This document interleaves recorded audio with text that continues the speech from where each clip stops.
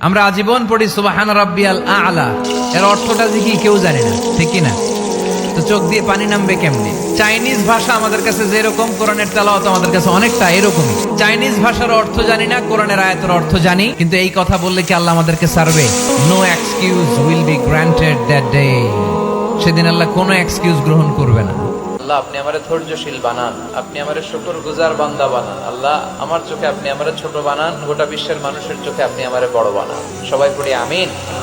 আল্লাহ, ভুল করছি, আল্লাহ মাফ করে দাও, ক্ষমা করো। আমি ক্ষমা চাইতেছি, কিন্তু আমি ক্ষমা করি না আরেকজন। তুমি ক্ষমা করো না, তুমি ক্ষমা চাও কোন সাহসে? কোন নারীকে যদি তার চেহারার ডিজাইন তৈরি করার সুযোগ আল্লাহ দিতেন, সে নারী তাকে বিশ্ব সুন্দরী করে তৈরি করবে, ঠিক কিনা?